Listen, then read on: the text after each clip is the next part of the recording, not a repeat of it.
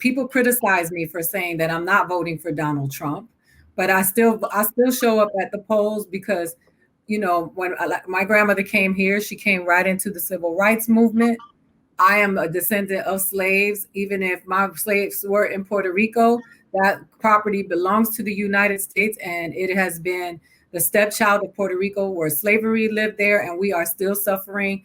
We have a high crime rate. We don't have money. We can't file for bankruptcy. So we are all victims of this white supremacy. So when people say to me, well, why are you supporting this ticket? And why are you, both parties have been corrupt. And I always say, there hasn't been an administration that has favored Black people of color, Black people in this country. There's just been administrations that have made the situation a little bit better than it was, but none of them have been here to benefit us. So I don't vote for politicians, I vote for issues.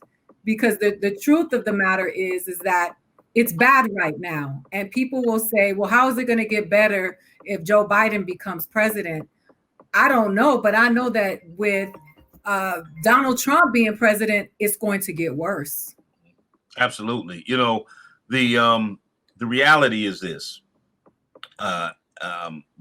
Black people are always stuck in a paradigm where we have to vote the lesser of two evils. That's the reality of America, where we're consistently trying to choose between Satan and Lucifer. And in those instances, unfortunately, you have to make a decision based on which one of these tickets is going to be better for us.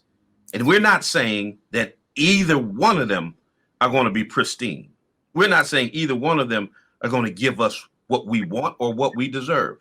Neither ticket is going to give us reparations. Neither ticket is going to give Black people the relief that they need. Neither ticket is going to pass comprehensive police reform. But the reality is you're stuck with making a choice, or else you just decide you're going to disassociate yourself from the electoral process and leave your fate into the hands of other people altogether. But at the end of the day, that's not really a bargaining chip because you're getting nothing in exchange for that. So at the very least, when you're making an exchange, you can make demands on those that you support. And the reality is, I completely understood the position of folks who would say, you know what, we've got to stop handing Democrats our votes. Right. And I agree with that because I believe the Democratic Party has to come to us better than we're not them.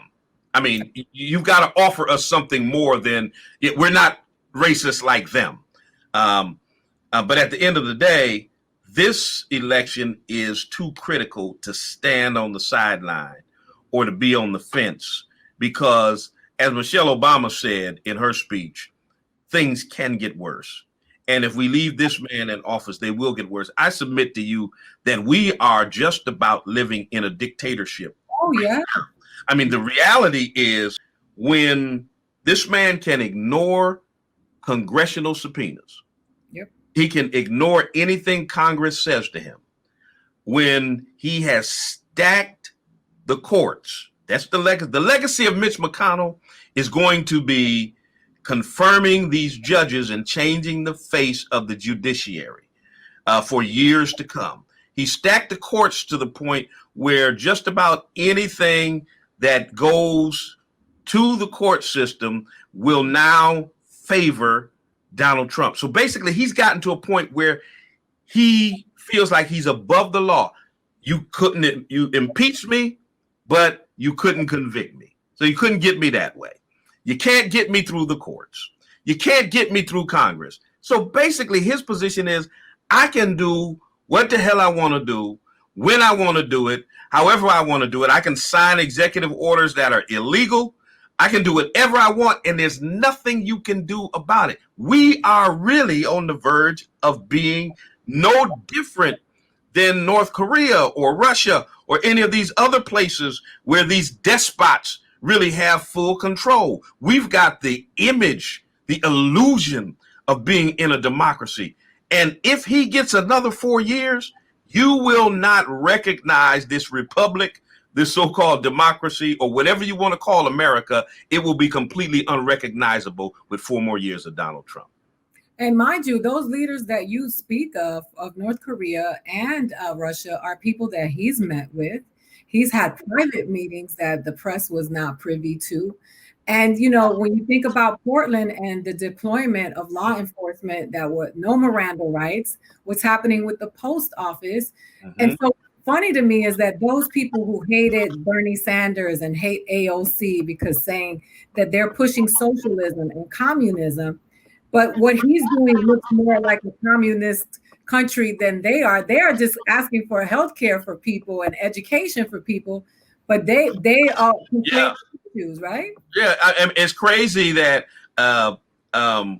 universal health care, universal education, a Green New Deal, all those things are looked at as socialism, communism, but completely controlling or beating down the press, having unchecked powers of the executive office, manipulating and using federal agents and the military against U.S. citizens.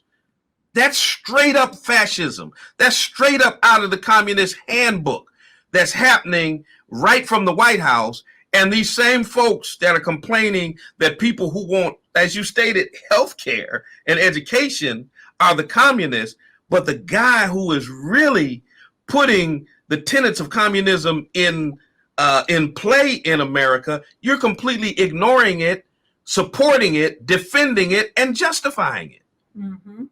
And because you're too busy trying to figure out if Kim and Kanye are getting a divorce, because a lot of times they've been dumbing us down for a long time. So now we're so, you know, you can watch TV at the gas station, constant stimulus to keep you distracted. You're arguing on Twitter about somebody claiming something while legally they're implementing policies to further oppress us. Oh, absolutely. I mean, think about it. We should have a national mandate in terms of wearing masks and other protocols, in terms of rapid testing, contact tracing, and all those things to get this pandemic under control. We don't have that. 6 months into this thing, going on 7 months into this thing, we're still arguing about wearing a mask. We've got 170,000 dead people. We've got over 30 million jobs that are lost.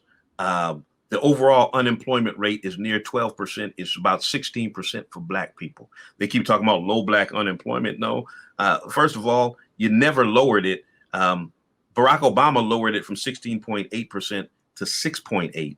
It dropped 1% during Trump's whole presidency down to 5.8. It's now above 15%. We've got that going on.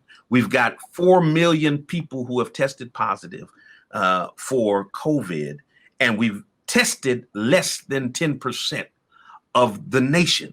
Our economy is in the tank. There are jobs that are not coming back. We've got civil unrest happening all over the nation. The nation is racially polarized.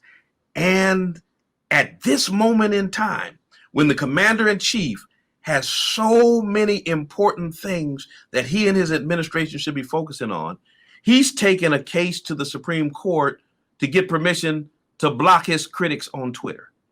I mean, just, it's mind-boggling that with everything that's happening in America, that the most important thing to him right now is whether I can block people on Twitter and whether I can get rid of TikTok because people mock me on TikTok. You can't make this stuff up.